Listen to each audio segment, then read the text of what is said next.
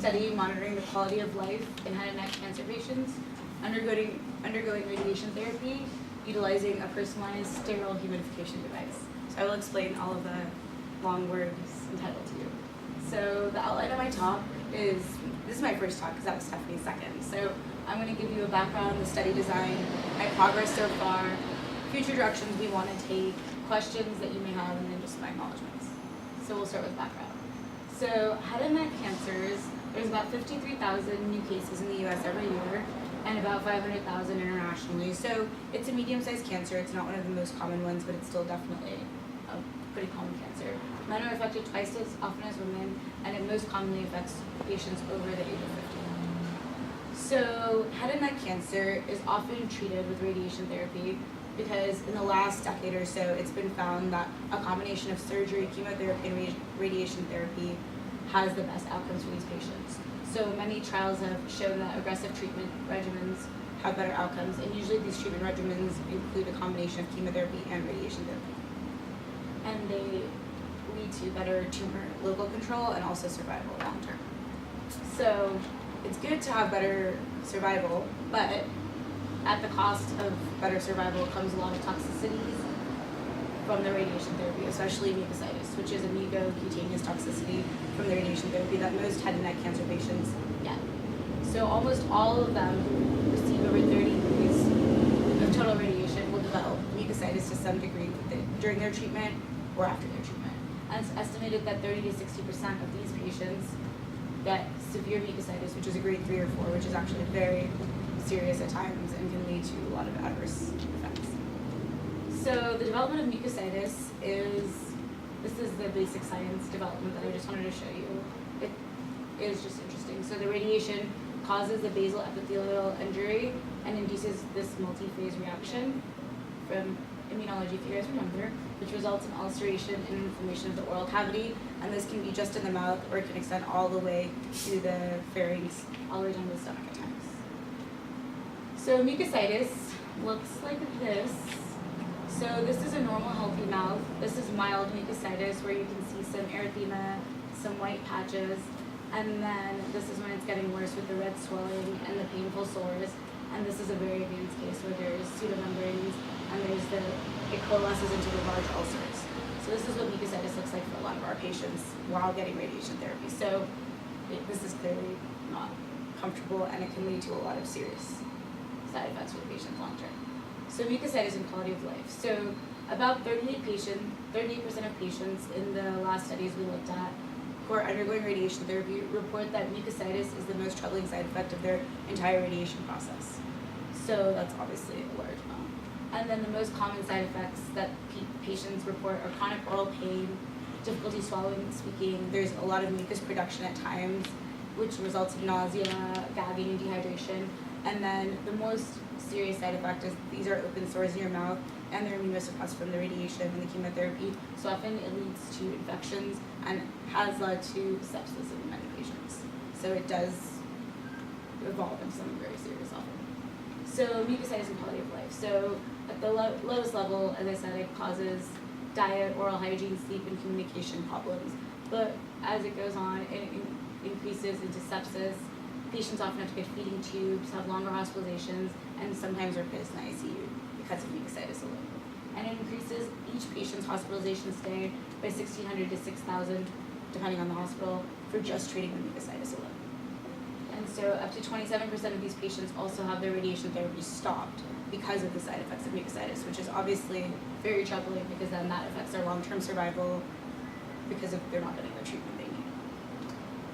So the current prevention and treatment of mucositis, so there's guidelines that in 2013 were updated, but the problem with these guidelines is they're kind of just a smorgasbord of different things that may help mucositis, but there's no actual standard of care or algorithm for how you should treat certain levels of mucositis. So there's been everything from specialized oral care instruments to soft toothbrushes to using benzamine and bicarbonate mouthwashes. And the newest study, which was really interesting, showed that the application of topical honey helps mucositis. Wait, what happened? Sorry. Is it still on a computer? Yeah. So topical honey helps the helps mucositis get better, but there's no one standard of care right now. Sorry, guys.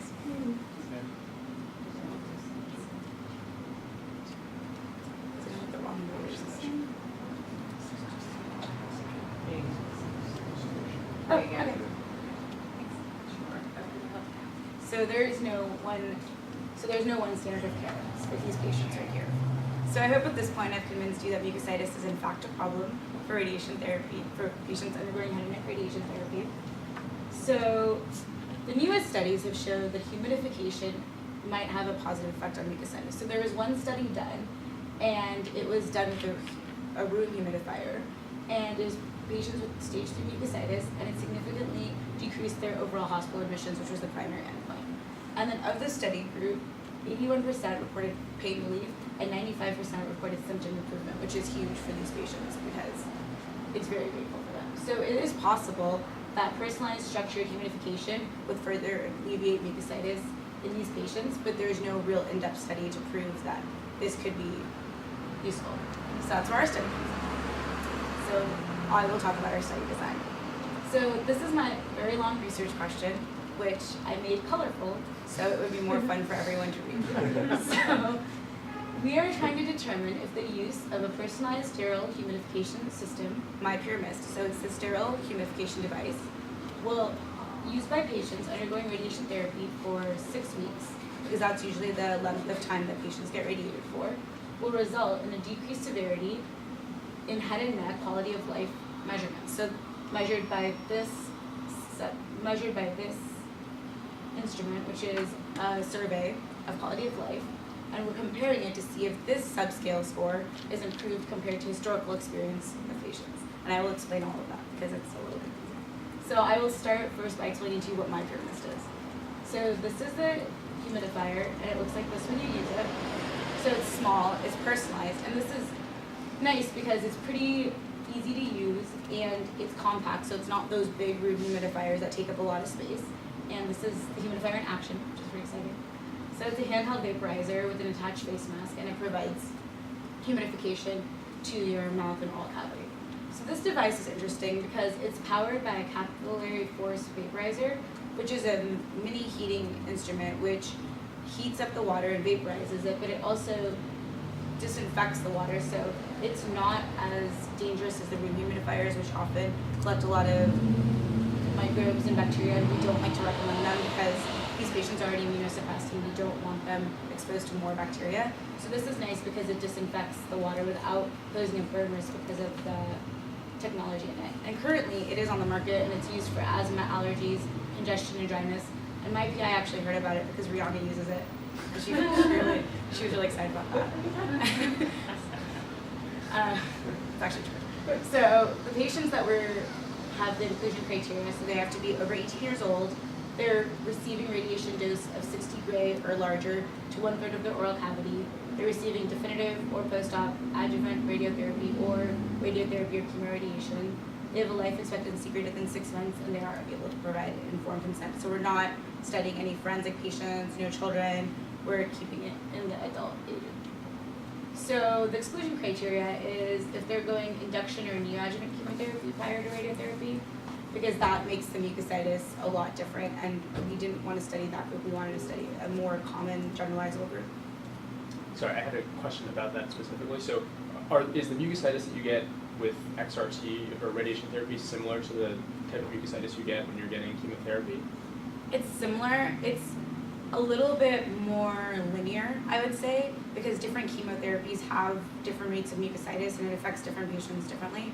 Whereas radiotherapy, more often than not, like at a certain level of grays, will produce a similar level of mucositis, so it's easier to study these patients, I think, than in chemotherapy patients. Because sometimes chemotherapy patients, even if they're taking a certain drug that does cause mucositis, it won't be at the same extent as another patient taking the same dose of the same drug. So that's why, for us, we see it more commonly than chemo does. But chemo definitely sees it. I guess the broader question, or Kunal's question, is this the same natural history as the others? Because I'm just thinking of generalizability, so it would be cool if you showed an effect in this big universe of other people with bad mucositis, if it possibly would. I think it's generalizable to a lot of them, but not all of them, depending on the severity of some of the drugs that cause it, because there are some drugs that cause more mucositis than radiation therapy will, so it's hard to know. For the ones that cause less, it would be more it's the same natural history of evolution of mucositis, but there's more extreme cases that were not studied. So I think it would be hard to generalize to those patients. Does that answer your questions? Okay. So the exclusion criteria, we talked about that, and then treatment with amphostine or palifermin. So these are keratinocyte growth factors, and the reason we're excluding these patients is because we were going to do saliva analysis in the beginning, and this really affects the saliva analysis, but we just kept that as one of our exclusion criteria for now. And then if we feel like the patient won't comply with radiotherapy, humidification, or follow-ups, because this is kind of a quality of life study, which is an onus on them, and so we want to make sure that they are willing and excited about it, because we don't want to make patients do extra things during their treatment if they don't want to. So the way we're going to evaluate the quality of life and mucositis for these patients is we're going to use this survey that I discussed, which I will break down for you in the next slides. We're also going to use clinician-assessed mucositis grading scales. We're going to look at the rates of feeding tube placement and the rates of inpatient hospitalization for these patients. So our primary outcome is measured by this. So this is the MD Anderson Symptom Inventory Head and Neck Survey. And so what this is a 28-item survey, and it's been validated to measure the acute symptom distress experienced specifically by head and neck cancer patients as a result of their disease or treatment. So this survey has 3 subscales. So there's 13 items on it that rate the severity of general symptoms associated with their cancer and general symptoms associated with their treatment. So just things in fatigue, difficulty doing daily activities. And that severity is graded on a scale of 0, which is not at all, to 10, which is the worst you can possibly imagine. And then there's 9 specific head and neck cancer specific items that rate the severity of specific symptoms associated with head and neck. And these are the 9 that we're interested in, which I'll talk about in the next slide. And these will specifically also rate it from 0 to 10, but they'll see the effects based on head and neck radiation therapy and head and neck cancers. And this survey has been validated to show that these items, when rated for radiation therapy, correlate well to the WHO scale of mucositis grading, as well as the National Cancer Institute scale of mucositis grading. So this is a good marker for how severe their mucositis is, not just how they interpret it, but how severe it actually is. And then there's 6 interference items at the end that go from 0 to 10. That 0, it doesn't interfere with your life at all, and 10, it interferes with your life very seriously. So this is the survey overall. This is just what it looks like when patients take it. I just want to show you a picture of it. But these are the 9 subscale scores that we're specifically using as our primary endpoint. So we're seeing how bad the choking and coughing, so food going down the throat is, problem with mucus in your mouth and throat, tasting food, voice and speech, mouth sores, teeth and gum, swallowing and chewing, constipation, and skin pain, burning, and rashes at its worst. So these are the 9 that patients will be rating. Well, they're rating everything, but these are the 9 we're most interested in seeing a difference in with the treatment of the use of this humidifier. So the comparison group. So as I said before, we're comparing these patients' responses to historical control group. So our historical control group is a previous study where patients undergoing radiation therapy with identical selection criteria had their quality of life measured using this survey. And so they had their baseline scores measured, and then their scores measured at 6 weeks. And they saw that the baseline was 1.9 on the scale, and then 6 weeks later there was a change of 2.55. So what that means is patients got worse as radiation therapy went along, as we expected them to. So the higher the score is, the worse you're feeling. Sorry, these are the same patients that you're, okay. So they're not my patients. I So see. this These is are a historical other- control group that we designed the study off of. I see, okay. So this was the study that was done with just the, and that's why we use the 30 grays to the 1/3 of the mouth, and we modeled our patients after this. But this is a historical control group, which we kind of used to power our study, essentially. So this is the change that was seen. So you saw a change of about 2.55 in these patients. So what we hypothesized was that our current study is designed to detect a reduction in our patients by half. So we're saying that in 6 weeks, our patients will only see a change of 1.25, not 2.55, because the humidifier will help decrease the symptoms by half. Does that make sense? Okay, because when I took the stats class earlier this year, I took it down, and it didn't make sense. So I'm glad it makes sense. Okay, so the procedure our patients will undergo is they will complete the survey at baseline when they start radiation therapy, before they start radiation therapy. And then they will also have their mucositis assessed. And then they will be asked to inhale the vapor from the device for at least 15 minutes twice a day for their radiation therapy. And the really cool part of the study is they get that device for free for participating, and it's usually $200, so it is nice. And they'll be asked to record in a usage diary just to test compliance, to check that.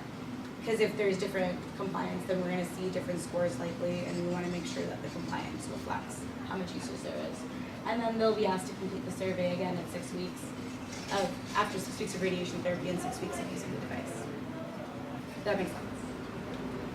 And so our secondary research objectives are the clinician's severity of mucositis at baseline in 6 weeks, like I said. So we're just using the National Cancer Institute toxicity criteria from 0 to 4 just to assess their mucositis at 0 to 6 weeks. We're also going to look at the rates of inpatient hospitalization within 12 weeks of beginning the radiation therapy. So their first 6 weeks of beginning and then 6 weeks after that. And then also the feeding tube placement rates. And so now I'm going to just talk about progress so far in that project. So we've actually recruited 9 out of 20 patients, which is surprising because our recruital is a lot better than we thought it would be. And so 4 will reach their 6-week follow-up next week, so it'll be interesting to see their 6-week data. And then 3 will reach it in 2 weeks, and then the last 2 will reach it within the month. And I've actually spoken to 5 new patients because we know that they're going to likely be patients because they're already assessed, and they have agreed to be in the trial, but I don't consent them until they start radiation therapy in case they choose to go somewhere else. So I might have 5 more, which is really exciting. So I'll be 14. So that'll be good to see the data at 6 weeks and see any limitations we have so far. And we're going to do an interim analysis at 10 patients for safety and just to see what our numbers are like at that point as well. So that's our progress so far. And then future directions. So I think the main hopes that we have for our study is to find an appropriate place for humidification in the treatment of mucositis. It won't necessarily be the only standard of care, but it would be nice to have it in somewhere in the algorithm that people know how to use it appropriately. What Dr. Chim was saying, that what cases it can be used effectively for and what it can't be used effectively for. Also, we would like to identify the standard of care at some point for these patients suffering mucositis, since it's always been a big smorgasbord. And also we wanted to, this is personally important to me, but I thought it was interesting when I started doing this project that there weren't that many studies on quality of life that were actually clinical trials. They were mostly just, data from what patients had said was good or what doctors had found was good, but nothing to really show that like this clinical trial showed this improvement in quality of life. So I'm hoping there's more quality of life studies in a clinical trial sense. So, are there any questions? Yeah. I'm wondering whether the location where they receive the radiation, you would expect patients to respond differently to the humidification, like depending on where their cancer is located. So I think that to an extent it will make a difference depending on how how it's staged, because the plan's staged different places.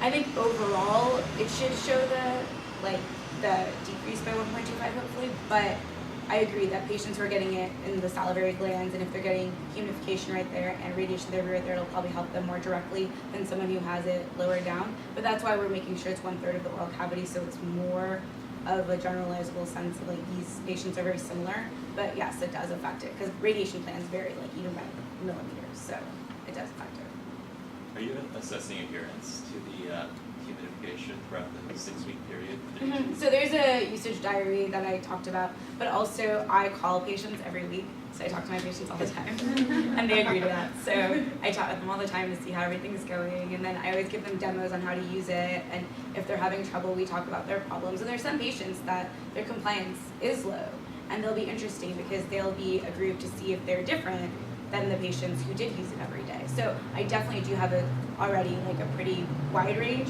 More are compliant because they feel bad, and most cancer patients who are undergoing radiation therapy that I've seen are very compliant with most of the things they do.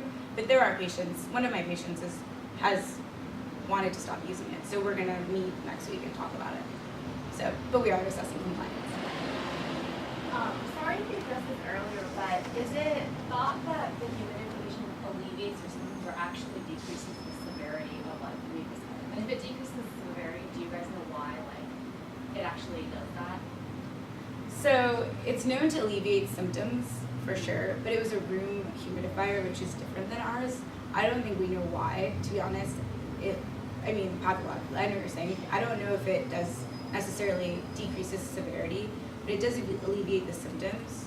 So I think it's hard to tell, and that's where biomarker studies and all come in to see if it decreases biomarkers like inflammation rates, etc. We're thinking it probably decreases the inflammation, which is the main cause of it. So it probably does, but we're not sure about that. Anything else? So acknowledgements. So my PI, who couldn't be here because she's in Australia giving a talk on something, has always been amazing. I've worked with her for 3 years, and she helped me put together this whole study. And then our statistician, Dr. Weinberg, is amazing. She helped power the study and helped figure out everything for me. And all of Radonk has been great, helping me find patients, follow them around, run around after them. So they've been really helpful in that.